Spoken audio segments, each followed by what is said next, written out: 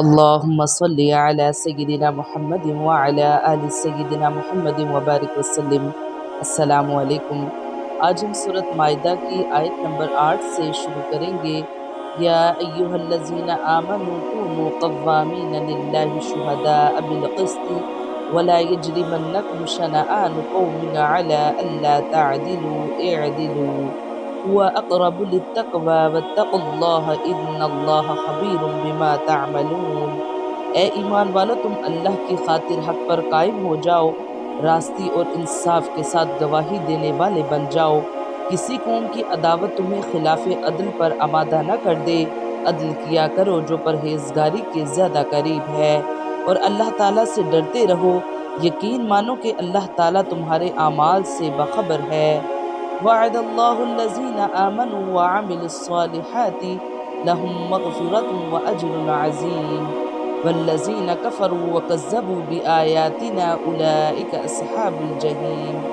اللہ تعالیٰ کا وعدہ ہے جو ایمان لائے اور نیک کام کرے، ان کے لیے وسیع مغفرت اور بہت بڑا اجر و ثواب ہے، اور جن لوگوں نے کفر کیا اور ہمارے احکام کو جھٹلایا وہ دوزخی ہیں۔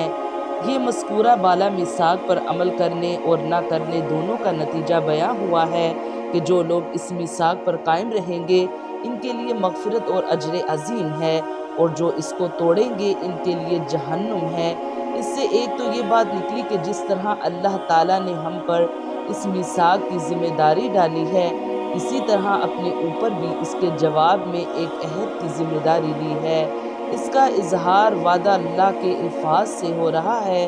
یہ رب کریم کی کتنی بڑی بندی نوازی ہے کہ وہ اپنی ہی پیدا کی ہوئی اور اپنی ہی پروردہ مخلوق کے ساتھ ایک معاہدے میں شریک ہو، اور جواب میں اپنی ذات پر بھی ایک عہد کی ذمہ داری اٹھائے۔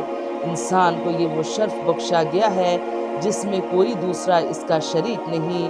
دوسری بات یہ نکلی کہ ایمان و عمل صالح کی تعبیر ایک جامع تعبیر ہے جس میں سب کچھ شامل ہے جو پروردگار نے اپنی شریعت کی شکل میں ہمیں عطا کیا ہے۔ اسلام کی دعوت جب اٹھتی ہے تو وہ اپنے ابتدائی مرحلے میں آیات بینات کے اوپر کھڑی ہوتی ہے۔ دوسرا دور وہ ہے جب کہ اس کو ماحول میں فتح حاصل ہو جائے۔ پہلے دور میں صرف وہ لوگ اسلام کے لیے قربانی دینے کا حوصلہ کرتے ہیں جو دلائل کی سطح پر کسی چیز کی عظمت کو دیکھنے کی صلاحیت رکھتے ہیں، مگر جب اسلام کو فتح غلبہ حاصل ہو جائے تو ہر آدمی اس کی عظمت کو دیکھ لیتا ہے، اور ہر آدمی آگے بڑھ کر اس کے لیے جان و مال پیش کرنے میں فخر محسوس کرتا ہے۔ ابتدائی دور میں اسلام کے لیے خرچ کرنے والے کو یک طرفہ طور پر خرچ کرنا پڑتا ہے، جبکہ دوسرے دور میں یہ حال ہو جاتا ہے کہ آدمی جتنا خرچ کرتا ہے اس سے زیادہ وہ دو مختلف شکلوں میں اس کا انعام اسی دنیا میں پا لیتا ہے۔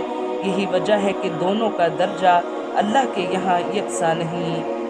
یا ایہا الذین آمنوا اذکروا نعمت اللہ علیکم اذ ہم قوم ان یبسطوا الیکم ایدیہم فکف ایدیہم عنکم واتقوا اللہ وعلی اللہ فلیتوکل المؤمنون۔ اے ایمان والو، اللہ تعالیٰ نے جو احسان تم پر کیا ہے اسے یاد کرو۔ جبکہ ایک قوم نے تم پر دست درازی کرنی چاہی تو اللہ تعالیٰ نے ان کے ہاتھوں کو تم تک پہنچنے سے روک دیا، اور اللہ تعالیٰ سے ڈرتے رہو، اور مومنوں کو اللہ تعالیٰ ہی پر بھروسہ کرنا چاہیے۔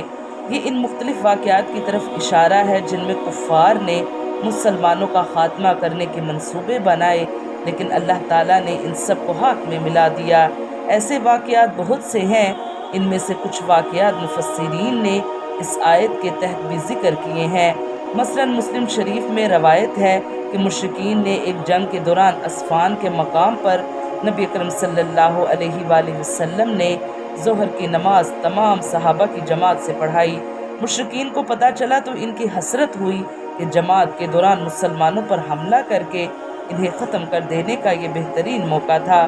پھر انہوں نے یہ منصوبہ بنایا کہ جب یہ حضرات عصر کی نماز پڑھیں گے تو ان پر ایک دم حملہ کر دیں گے، لیکن عصر کا وقت آیا تو اللہ تعالیٰ کے حکم سے آپ نے صلاۃ الخوف پڑھی، جس میں مسلمان دو حصوں میں تقسیم ہو کر نماز پڑھتے ہیں اور ایک حصہ دشمن کا مقابلہ کرنے کے لیے تیار رہتا ہے۔ چنانچہ مفسرین کا منصوبہ دوہرا رہ گیا۔ وَلَقَدْ أَخَذَ اللَّهُ مِيثَاقَ بَنِي إِسْرَائِيلَ وَبَعَثْنَا مِنْهُمُ 12 نَقِيبًا وَقَالَ اللَّهُ إِنِّي مَعَكُمْ لئن أقمتم الصلاة وآتيتم الزكاة وآمنتم برسلي وعزرتموهم وأقرضتم الله قرضا حسنا لأكفرن عنكم سيئاتكم ولأدخلنكم جنات تجري من تحتها الأنهار فمن كفر بعد ذلك منكم فقد ضل سواء السبيل۔ اور اللہ تعالیٰ نے بنی اسرائیل سے عہد و پیمان لیا اور انہی میں سے 12 سردار ہم نے مقرر فرمائے، اور اللہ تعالیٰ نے فرما دیا کہ یقیناً میں تمہارے ساتھ ہوں اگر تم نماز قائم رکھو گے اور زکوٰۃ دیتے رہو گے اور میرے رسولوں کو مانتے رہو گے اور ان کی مدد کرتے رہو گے اور اللہ تعالیٰ کو بہتر قرض دیتے رہو گے تو یقیناً میں تمہاری برائیاں تم سے دور رکھوں گا اور تمہیں ان جنتوں میں لے جاؤں گا جن کے نیچے چشمے بہہ رہے ہیں۔ اب اس عہد و پیمان کے بعد بھی تم میں سے جو انکاری ہو جائے وہ یقیناً راہ راست سے بھٹک گیا۔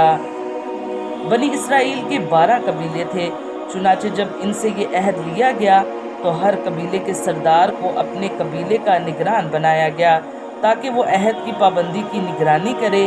اچھے قرض یا قرض حسن کا اصل مطلب تو وہ قرض ہے جو کوئی شخص کسی کو اللہ تعالیٰ کی رضا جوئی کے لیے دے، لیکن اللہ تعالیٰ کو اچھا قرض دینے کا مطلب یہ ہے کہ کسی غریب کی مدد کی جائے یا کسی اور نیک کام میں پیسے خرچ کیے جائیں۔ اللہ تعالیٰ ہمیں قرآن پاک پڑھنے کی، اس کو سمجھنے کی اور اس پر عمل کرنے کی توفیق عطا فرمائے۔ آمین یا رب العالمین۔